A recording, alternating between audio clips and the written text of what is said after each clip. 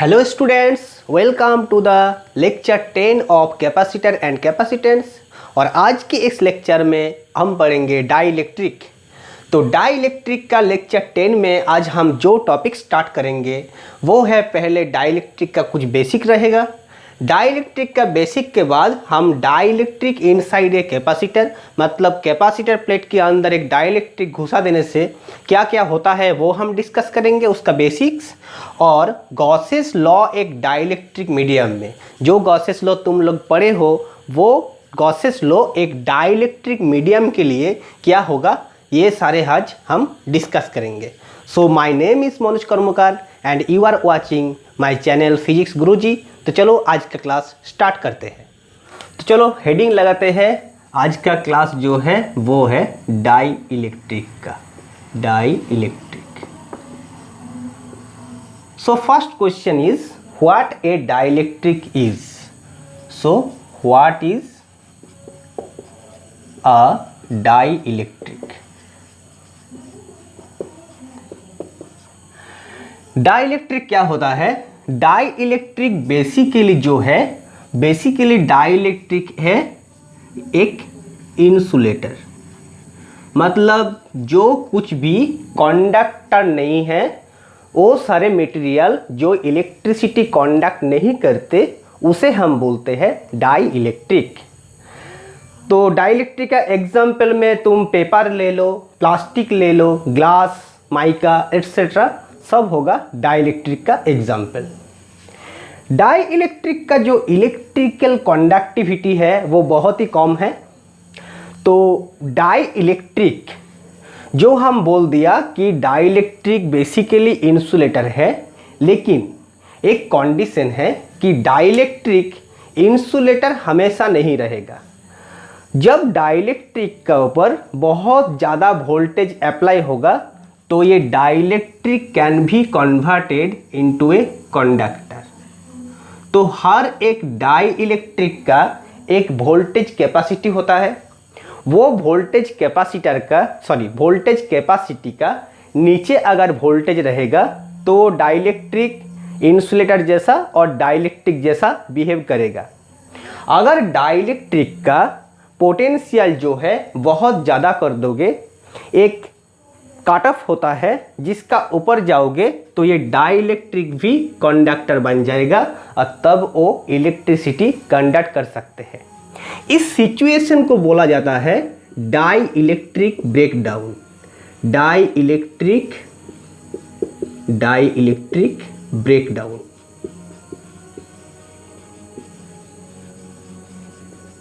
Dielectric breakdown के लिए हर एक मटेरियल का एक डाइलेक्ट्रिक ब्रेकडाउन वोल्टेज होता है, और उस वोल्टेज को क्रॉस करने के बाद डाइलेक्ट्रिक का ब्रेकडाउन स्टार्ट होगा।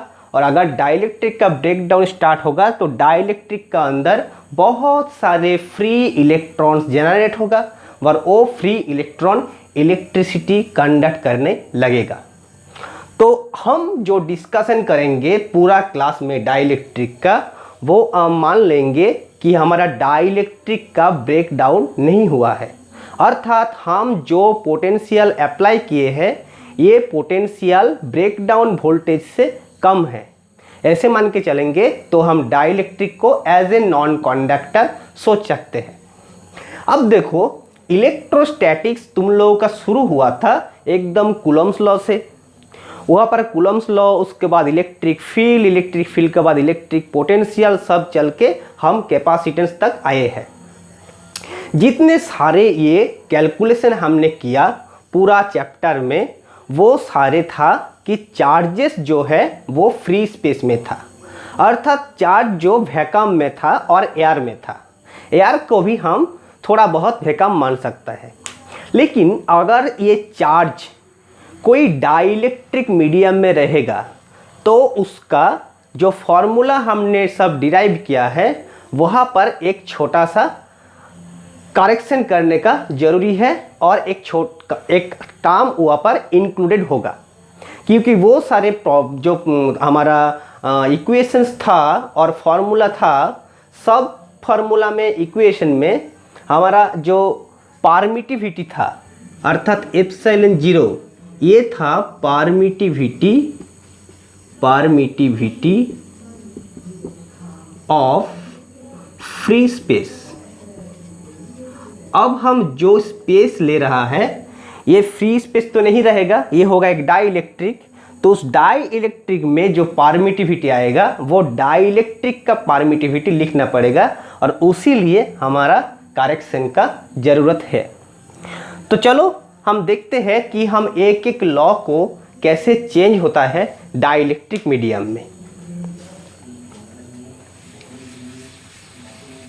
तो मान लो कि यहाँ पर हमारा एक मीडियम है। इस मीडियम जो है वो एयर नहीं है, ये एक डाई इलेक्ट्रिक मीडियम है। डाई इलेक्ट्रिक मीडियम, ये अगर डाई इलेक्ट्रिक मीडियम है और इस डाई इलेक्ट्रिक मीडियम में दो चार्ज रखा है, एक है ये चार्ज और ये है दूसरा चार्ज। अब इस चार्ज का वैल्यू है Q1, दूसरा चार्ज का वैल्यू है Q2, और उन दोनों का जो सेपरेशन है वो सेपरेशन है R। अभी क्या होता है कि कोई भी एक मीडियम में अगर दो चार्ज रखोगे तो क्या होगा, उस मीडियम में इन दोनों चार्ज का बीच जो फोर्स होता है वो फोर्स डाई इलेक्ट्रिक मीडियम में क्या होगा, रिड्यूस्ड हो जाएगा। और रिड्यूस्ड फोर्स कैसा होता है, देखो रिड्यूस्ड फोर्स जो होता है एक डाइलेक्ट्रिक मीडियम में वो होता है 1/4 pi epsilon into Q1 into Q2 by R²। जहाँ पर देखो ये जो मैंने एप्सिलॉन लिखा ये है permittivity of the dielectric medium. तो ये डाई इलेक्ट्रिक मीडियम का परमिटिविटी है, जो कि इसका यूनिट एंड डायमेंशन, इसका जो यूनिट है और डायमेंशन है वो एप्सिलॉन 0 का साथ बराबर होगा, क्योंकि फिजिकल क्वांटिटी वही है, सिर्फ इसका वैल्यू जो है एक डाइलेक्ट्रिक मीडियम में अलग हो जाता है।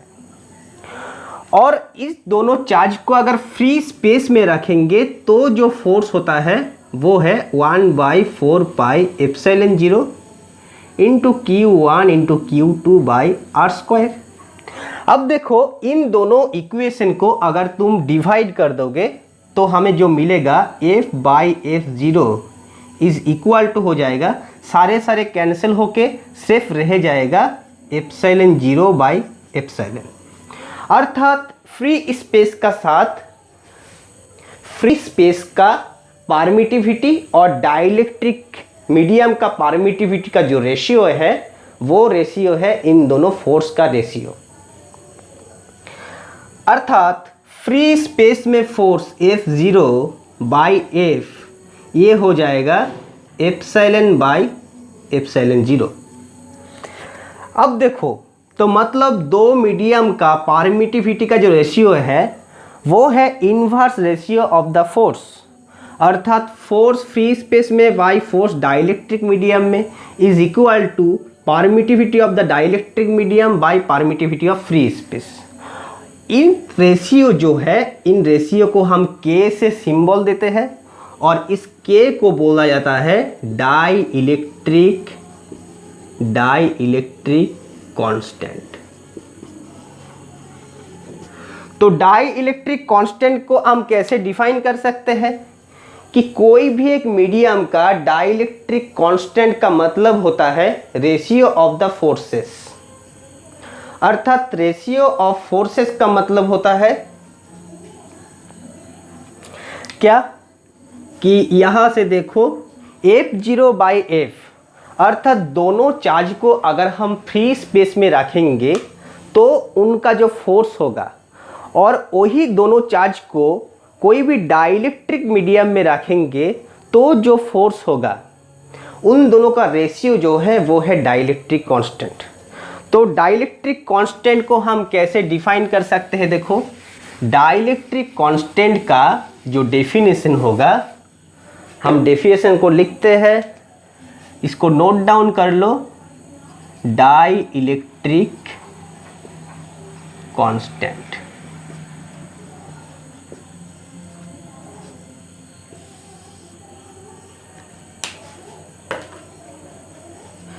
डाइलेक्ट्रिक कांस्टेंट का रेशियो जो है, dielectric constant is defined as the ratio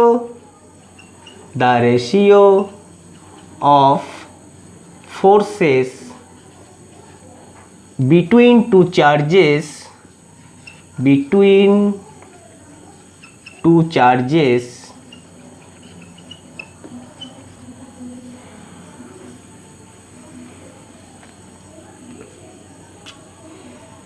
in the free space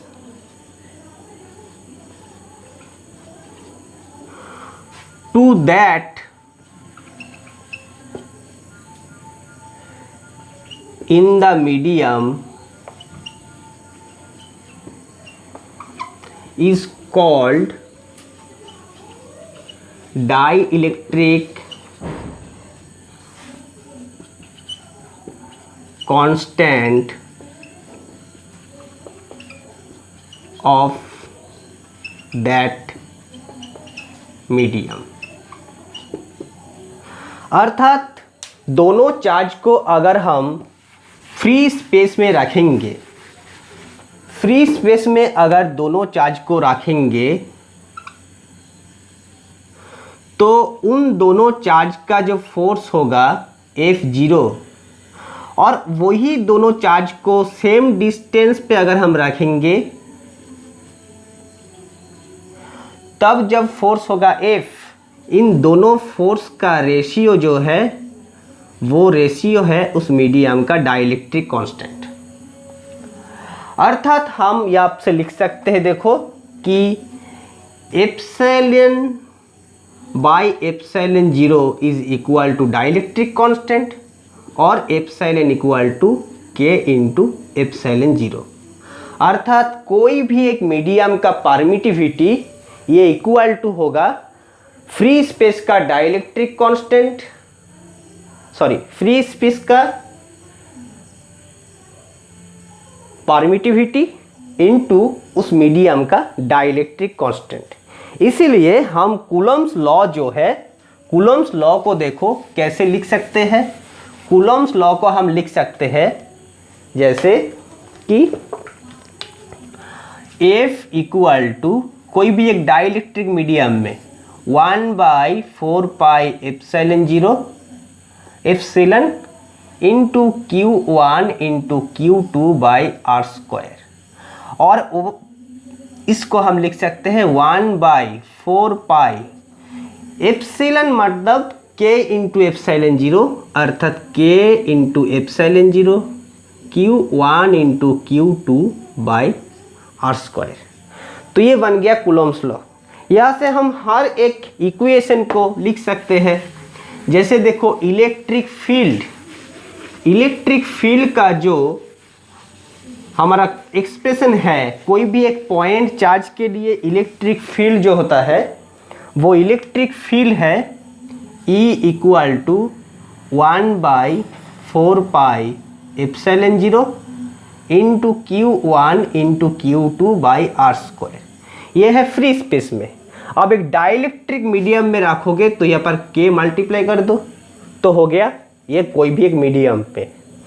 वैसे ही पोटेंशियल का डेफिनेशन जो है 1/4 pi epsilon 0 into Q1 into Q2 by R square. ये है दोनों चार्ज का पोटेंशियल एनर्जी U। अब इन दोनों को डाइलेक्ट्रिक मीडियम में रखोगे तो पोटेंशियल एनर्जी रिड्यूस हो जाएगा, 1/k टाइम्स हो जाएगा। मतलब अगर हम फील्ड को E0 लिखते हैं फ्री स्पेस में तो कोई भी मीडियम में फील्ड होगा E0/k, potential V equal to होगा V0/k, potential energy U equal to होगा U0/k। अर्थात डाइलेक्ट्रिक मीडियम पे हर एक क्वांटिटी जो है फ्री स्पेस में जो वैल्यू होता है उसको K से डिवाइड कर दो तो हमें मिल जाएगा डाइलेक्ट्रिक मीडियम में उसका वैल्यू। अब हम कैपेसिटेंस पढ़े हैं और कैपेसिटेंस जो होता है देखो C इक्वल टू क्या C0/K होगा या नहीं होगा, क्योंकि यहाँ तक हमने कैलकुलेट कर लिया। कैपेसिटेंस का हम कैलकुलेट नहीं किया। कैपेसिटेंस के लिए ये कैलकुलेशन करने के लिए कि ये होगा या नहीं होगा, ये जानने के लिए हमें और थोड़ा सा मेहनत करना होगा। वो है कैपेसिटेंस में एक डाइलेक्ट्रिक इंट्रोड्यूस करने से क्या होता है वो हमें पहले जानना है। तो चलो हम क्लास को आगे बढ़ाते हैं कैपेसिटर की तरफ।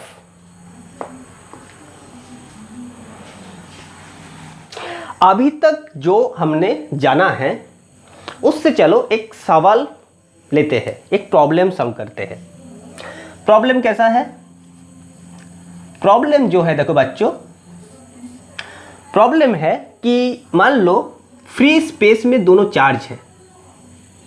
दोनों चार्ज कैसा है? एक है Q1 और दूसरा है Q2। अब इन दोनों चार्ज का सेपरेशन जो है वो है R। तो इनमें से इनका फोर्स जो होगा F होगा 1/4πε0 इंटू Q1 इंटू Q2/R²।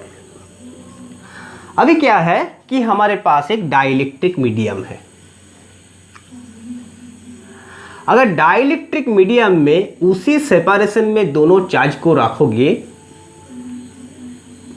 तब तो इन दोनों का जो डिस्टेंस सेम है, चार्ज भी सेम है और इन दोनों का फोर्स जो हो जाएगा, इसको हम अगर 0 लिखेंगे तो ये F इक्वल टू हो जाएगा 1/4πε0 into K into Q1 into Q2/R²। बहुत बढ़िया।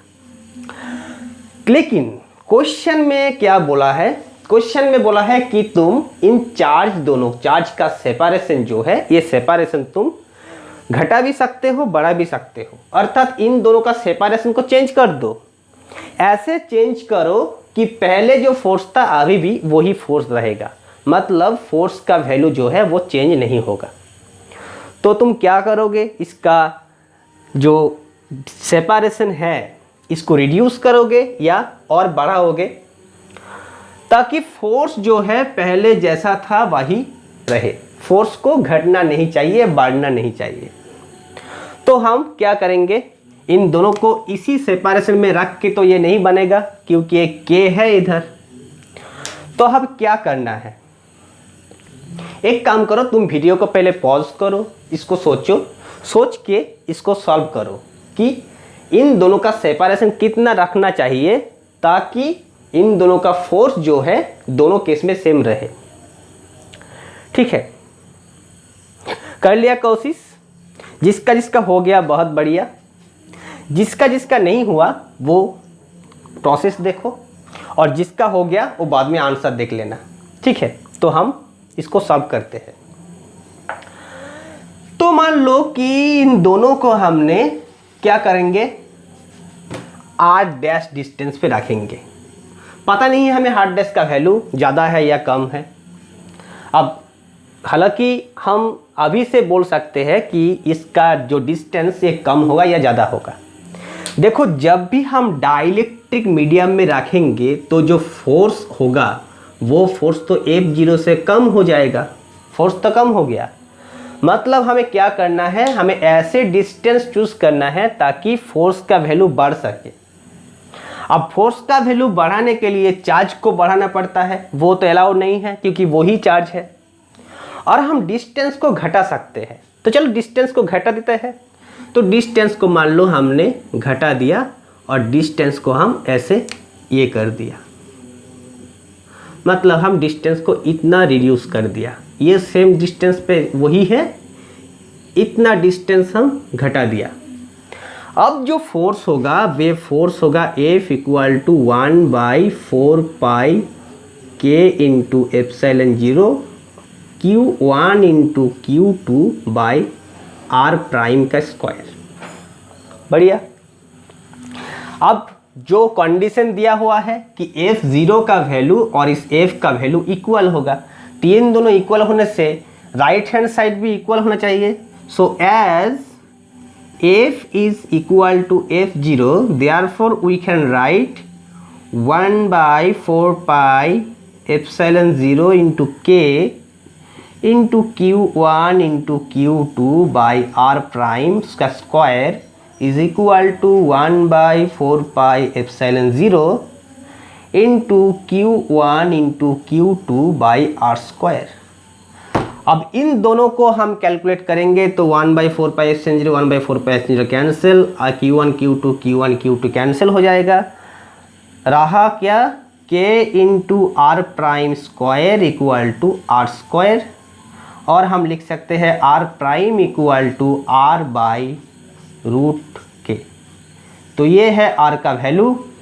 तो जो डाइलेक्ट्रिक कांस्टेंट है उसका √2 टाइम से डिवाइड हो जाएगा, अर्थात रूट कर देंगे। अगर डाइलेक्ट्रिक कांस्टेंट 4 है तो √k का वैल्यू आ जाएगा 2।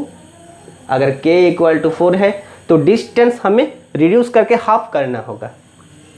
ठीक है, तो चलो हम अब कैपेसिटर का तरफ बढ़ते हैं। कैपेसिटर में क्या करना है, देखो एक कैपेसिटर हमें दिया रहेगा और उस कैपेसिटर का दोनों प्लेट जो है उसी का बीच में एक डाइलेक्ट्रिक मीडियम को घुसा देंगे तो क्या होगा ये हमें देखना है। तो मान लो हमारे पास एक कैपेसिटर है।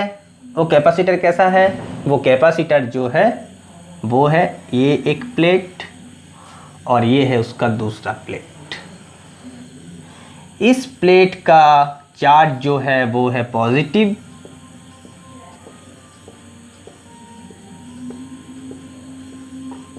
और इस प्लेट का जो चार्ज है वो चार्ज है नेगेटिव।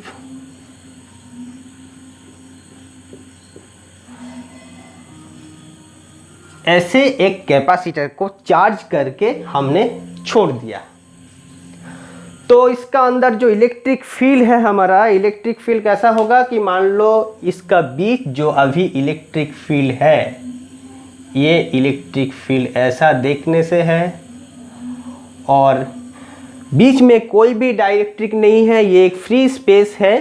तो हम इस कैपेसिटेंस का वैल्यू जो लिख सकते हैं वो है E0, अर्थात इलेक्ट्रिक फील्ड का वैल्यू जो है वो है E0। यहाँ पर चार्ज डेंसिटी है सिग्मा प्लस सिग्मा और इधर है माइनस सिग्मा। अब हम क्या करेंगे, एक डाइलेक्ट्रिक मीडियम को यहाँ से इंसर्ट कर देंगे। तो एक डाइलेक्ट्रिक को हम यहाँ से इंसर्ट कर दिया। अब ये डाइलेक्ट्रिक जो है ये तो एक नॉन कंडक्टर है। ये डाइलेक्ट्रिक जो है ये डाइलेक्ट्रिक एक नॉन कंडक्टर है। तो ये तो इलेक्ट्रिसिटी कंडक्ट नहीं करेगा, लेकिन ये क्या कर सकता है, ये इसका अंदर फील्ड को रिड्यूस कर सकता है, क्योंकि एक इलेक्ट्रिक फील्ड का वैल्यू E0 से रिड्यूस होके E बन जाएगा। अर्थात यहाँ पर इलेक्ट्रिक फील्ड अब E0 नहीं रहेगा, इलेक्ट्रिक फील्ड बन जाएगा E। ये इलेक्ट्रिक फील्ड E0 से E कैसे होता है ये हमें देखना है।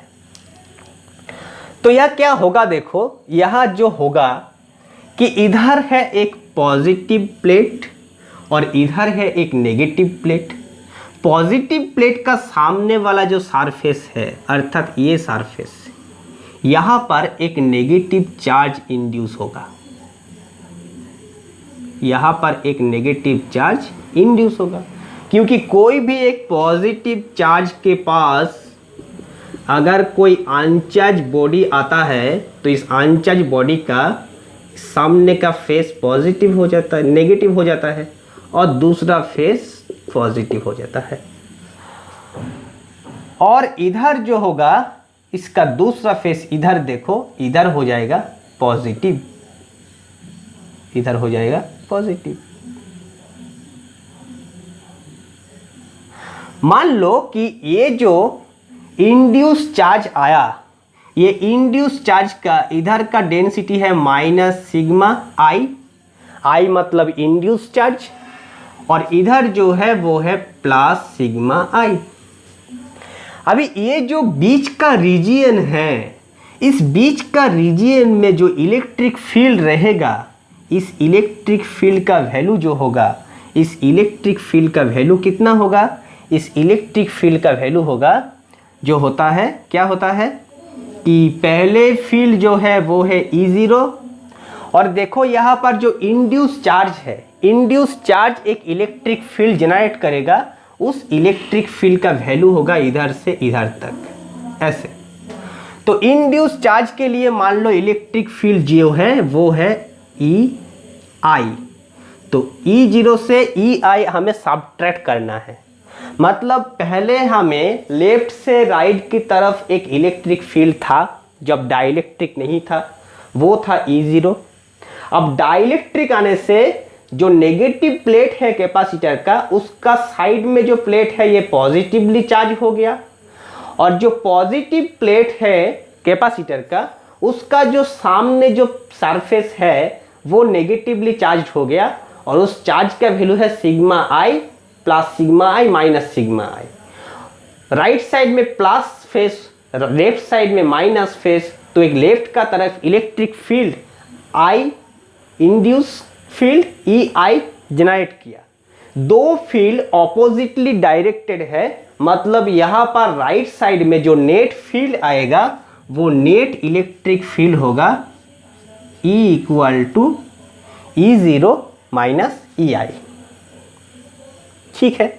और हम लिख सकते हैं electric field E equal to E0 को कॉमन ले लो, 1 माइनस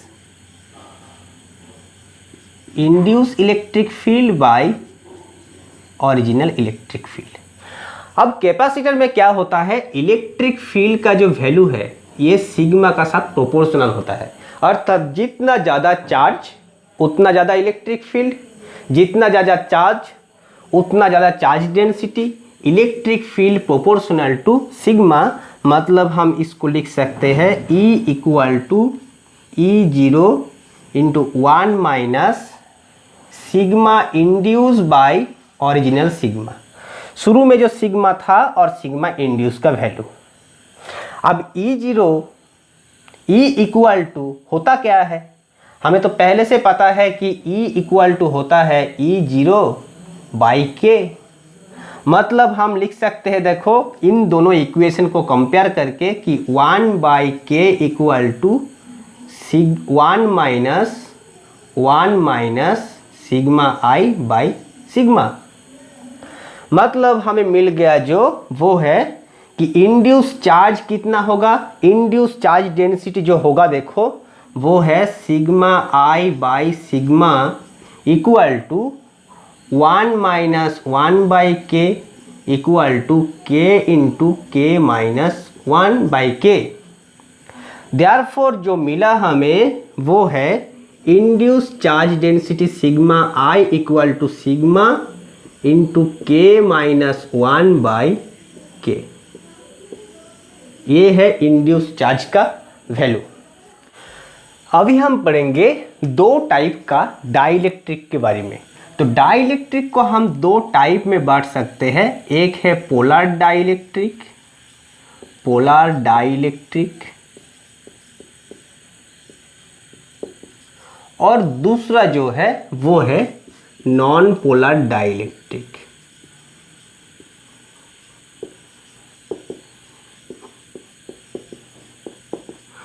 पोलर डाइलेक्ट्रिक का मतलब जो है वो है कि डाइलेक्ट्रिक का जो मॉलिक्यूल और एटम्स है, उस मॉलिक्यूल और एटम में शुरू से ही पोलैरिटी है। पोलैरिटी का मतलब है डाइपोल मोमेंट। मतलब जैसे देखो तुम लोगों के पास बहुत सारे एग्जाम्पल है जो है पोलर सब्सटेंस, जैसे H2O एक पोलर सब्सटेंस है, NH3 एक पोलर सब्सटेंस है, वैसे CH4 एक नॉन पोलर सब्सटेंस है, और कार्बन डाइऑक्साइड मतलब CO2 ये भी एक नॉन पोलर सब्सटेंस है। तो इन सारे मीडियम जब रहेगा तो हम पोलर और नॉन पोलर दोनों भाग में बांट रहे हैं। पोलर डाइलेक्ट्रिक में कैसा होता है कि विदाउट एनी इलेक्ट्रिक फील्ड वो सारे जो डाइपोल मोमेंट्स है वो डाइपोल मोमेंट्स ऐसे रैंडमली ओरिएंटेड होता है, ऐसे रैंडमली ओरिएंटेड है। ये है एक एक डाइपोल, एक साइड प्लस एक side minus, plus minus plus minus. Dipole को तो बारे में पता है तुम लोगों को कि डाइपोल है दो small charges separated by A distance. ये पॉजिटिव ये नेगेटिव, ये पॉजिटिव ये नेगेटिव, ये पॉजिटिव ये नेगेटिव, ये पॉजिटिव ये negative, positive negative positive negative positive negative. ये क्या होगा, positive negative negative positive positive negative. ऐसे सारे रैंडमली ओरिएंटेड है, पॉजिटिव और नेगेटिव। जैसे इनको एक इलेक्ट्रिक फील्ड में लेकर आओगे कि इधर से इधर एक इलेक्ट्रिक फील्ड है और इस डाइलेक्ट्रिक को इस इलेक्ट्रिक फील्ड में ला के रख दिया, तो क्या होगा इनका, अब इसका नेगेटिव पॉजिटिव चार्ज का ओरिएंटेशन ऐसा हो जाएगा।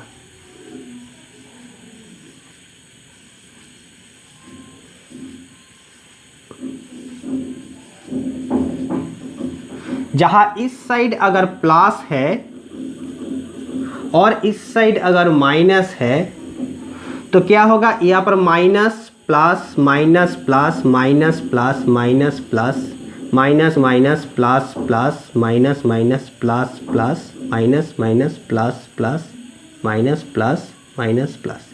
ऐसे डाइलेक्ट्रिक का हर एक डाइपोल जो है वो ओरिएंटेड हो गया। इस ओरिएंटेशन का इस साइड का जो चार्ज देखो, ये चार्ज जो है ये है एक्चुअली पहले फिगर का वो सामने का फेस का नेगेटिव चार्ज, और इस साइड में देखो ये जो सारे चार्ज है, ये सारे चार्ज है इस तरफ का पॉजिटिव चार्ज, और बाकी जो बीच का देखो positive negative positive negative positive negative सारे कैंसिल आउट हो जाएगा। मतलब ये बचा हुआ चार्ज है इस सब तरफ नेगेटिव, इस तरफ पॉजिटिव। ऐसे पोलर डाइलेक्ट्रिक काम करता है। अब एक नॉन पोलर डाइलेक्ट्रिक जो है वहाँ पर ऐसे डाइपोल मोमेंट नहीं रहते हैं। इसका क्या होता है कि नेट डाइपोल मोमेंट हर एक एटम के लिए, हर एक एटम के लिए, ईच एटम के लिए ये ज़ीरो होता है। ये ईच एटम के लिए नॉन जीरो होता है, फॉर ईच एटम ये नॉन जीरो होता है, लेकिन नॉर्मल कंडीशन में सारे एटम मिला के जीरो हो जाता है, और यहाँ पर ईच एटम के लिए जीरो होता है। तो इस एटम में डाइपोल मोमेंट कैसे जनरेट होता है, इसको समझने के लिए हम दो एटम ड्रॉ करेंगे। एक होगा इलेक्ट्रिक फील्ड में और एक है इलेक्ट्रिक फील्ड छोड़ के।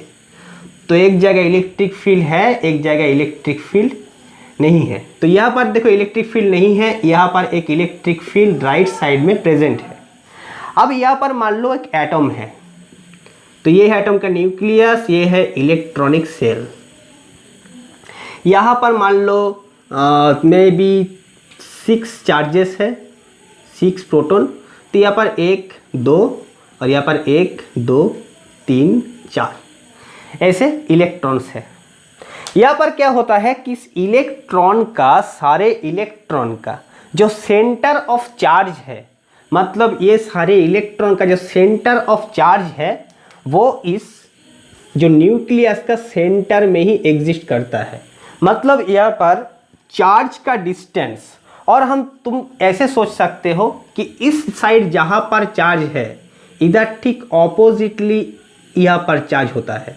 यहाँ पर जो चार्ज है ऑपोजिटली चार्ज होता है, यहाँ पर चार्ज ऑपोजिटली होता है। तो यहाँ पर अभी एक एक प्रोटॉन का डाइपोल मोमेंट ले लो, मतलब 6 प्रोटॉन में से एक प्रोटॉन का साथ इसका डाइपोल मोमेंट हो गया। कहाँ से कहाँ होता है डाइपोल मोमेंट, नेगेटिव चार्ज से पॉजिटिव, मतलब इस तरफ हो गया।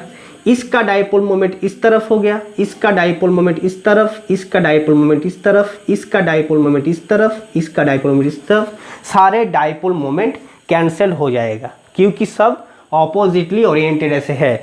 और हम बोल सकते हैं इस सारे नेगेटिव चार्ज का जो सेंटर ऑफ चार्ज है वो प्लस चार्ज के साथ कोइंसाइड है, इसीलिए इसका डाइपोल मोमेंट जो होता है वो होता है नॉर्मल कंडीशन में 0।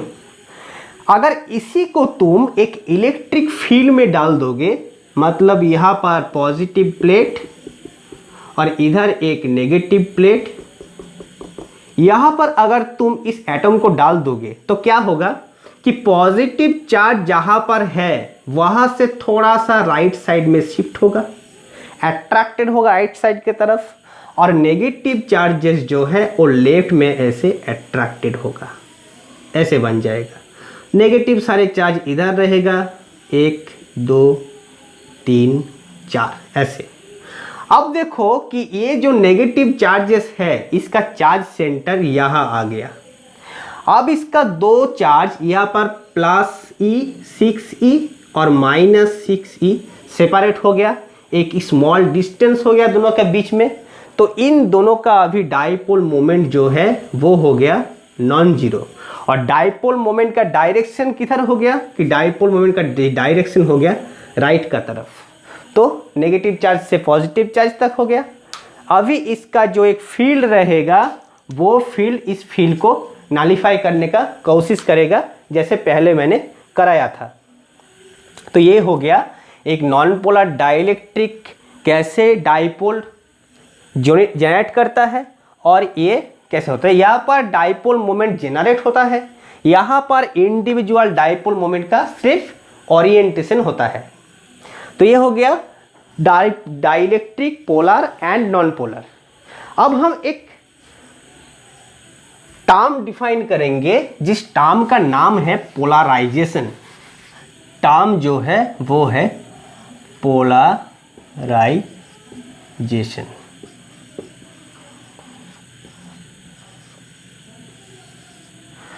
Polarisation, what is mean by polarisation. तो देखो, जब भी हम एक डाइलेक्ट्रिक को कोई भी एक मीडियम पे रखते हैं जहां इलेक्ट्रिक फील्ड प्रेजेंट है, तो क्या हो रहा है वहां पर नॉन पोलर डाइलेक्ट्रिक के लिए सारे डाइपोल एक तरफ ओरिएंट हो रहा है। मतलब सबका जो डाइपोल मोमेंट है, डाइपोल मोमेंट वो एक ही डायरेक्शन में ओरिएंटेड हो रहा है। और क्या है, नॉन पोलर सब्सटेंस के लिए एक ही डायरेक्शन में डाइपोल मोमेंट जनरेट हो रहा है। तो अगर वहां पर एन डाइपोल है, एन डाइपोल वो जनरेट भी हो सकता है और ओरिएंटेड भी हो सकता है। तो सबका मिलके जो टोटल डाइपोल मोमेंट होगा, टोटल डाइपोल मोमेंट वो इक्वल टू हो जाएगा n इंटू स्मॉल p। और total dipole moment per unit volume, इसको बोला जाता है पोलराइजेशन। पोलराइजेशन का मतलब है p equal to total dipole moment, total dipole moment by total volume. तो हम लिख सकते हैं polarisation capital P equal to n into small p by volume v dash. Volume को हम v नहीं लिखेंगे क्योंकि v है पोटेंशियल का टर्म। तो v डैश जहाँ v डैश है उसका वॉल्यूम, डाइपोल का वॉल्यूम। ये है term polarisation, dipole moment per unit volume. अब इस डाइपोल जब रहेगा एक कैपेसिटर प्लेट के अंदर, तब देखो कैपेसिटर का एक प्लेट के लिए हम कैसे गॉसेस लॉ को अप्लाई करते हैं। तो एक अल्टरनेटिव फॉर्म मिलेगा हमें गॉसेस लॉ का, वो होगा डाइपोल के लिए एन अल्टरनेटिव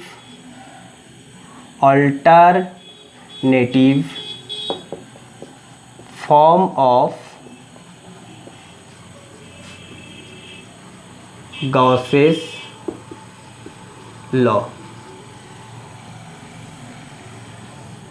गॉसेस लॉ का एक अल्टरनेटिव फॉर्म क्या है। गॉसेस लॉ जो है कि मान लो यहां पर एक डाइलेक्ट्रिक है दोनों कैपेसिटर प्लेट का बीच में। यह कैपेसिटर प्लेट का चार्ज है पॉजिटिव, और मान लो इस पॉजिटिव चार्ज का वैल्यू है Q, और यहाँ पर डाई इलेक्ट्रिक का है इंड्यूस चार्ज नेगेटिव, और नेगेटिव इंड्यूस चार्ज का वैल्यू है -QI। अब अगर हम यहाँ पर एक गॉसियन सरफेस लेते हैं, यहाँ एक गॉसियन सरफेस लेते हैं, तो ये गॉसियन सरफेस में हम क्या करेंगे, हम लिख सकते हैं क्लोज सरफेस इंटीग्रेशन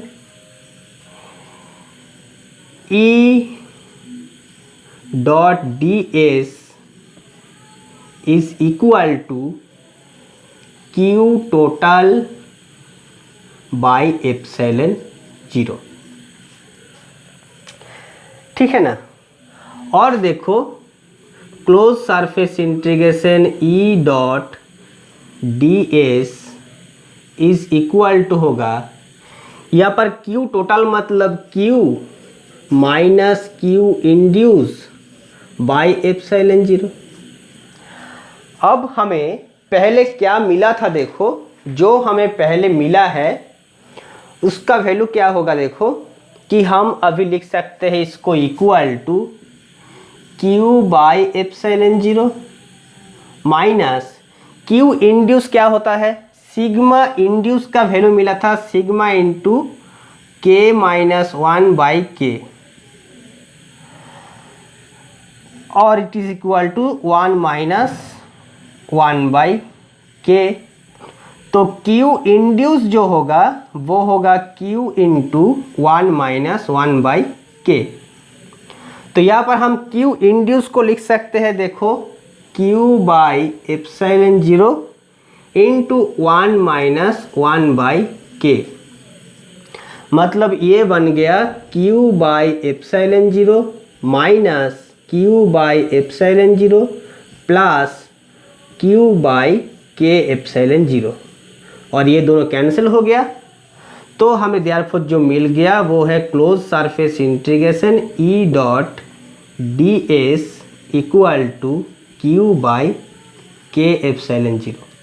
अब देखो हमारे एक्सप्रेशन में कोई पे भी इंड्यूस चार्ज नहीं है, मतलब गॉसेस लॉ जब हम अप्लाई करेंगे एक कैपेसिटर प्लेट के लिए और कोई भी एक सिचुएशन में, तब क्या होगा, E.ds इक्वल टू हो जाएगा Q बाई K एप्सिलॉन 0।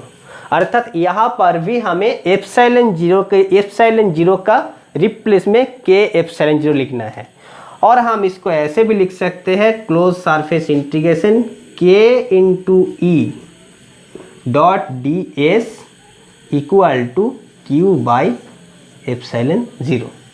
तो ये भी है alternative form of Gauss's law. तो ये तक था आज का हमारा क्लास।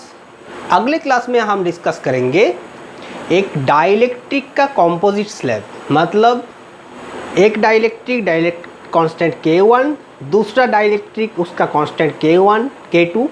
जब इन दो डाइलेक्ट्रिक को हम एक साथ कंपोजिट करके एक कैपेसिटर के अंदर रखेंगे तो उनका इक्विवेलेंट डाइलेक्ट्रिक कांस्टेंट कितना होगा, और ये कैसे कैलकुलेट करना है, वो 2 हो सकता है, 3 भी हो सकता है, 4 भी हो सकता है। अगर वो सीरीज में भी आ सकता है, ऐसे एक कैपेसिटर प्लेट और यहाँ पर 2 कंपोजिट स्लैब, ऐसे इसका K1 और ये जो है इसका K2, K1 इसका K2। ऐसा भी हो सकता है ये एक डाइलेक्ट्रिक, यहाँ पर इधर K1 और इधर K2, ये है K1 डाइलेक्ट्रिक कांस्टेंट, ये है K2 डाइलेक्ट्रिक कांस्टेंट। ऐसा भी हो सकता है ये कंपोजिट स्लैब, इधर ये वाला है K1, ये है K2 और ये है K3। ये एक डाइलेक्ट्रिक, ये है दूसरा डाइलेक्ट्रिक और ये है तीसरा डाइलेक्ट्रिक। ऐसे बहुत सारे हो सकते हैं, ये सारे हम डिस्कस करेंगे अगले लेक्चर में, मतलब कल इसका वीडियो तुमको मिल जाएगा। तब तक के लिए गुड बाय और बेस्ट ऑफ लक।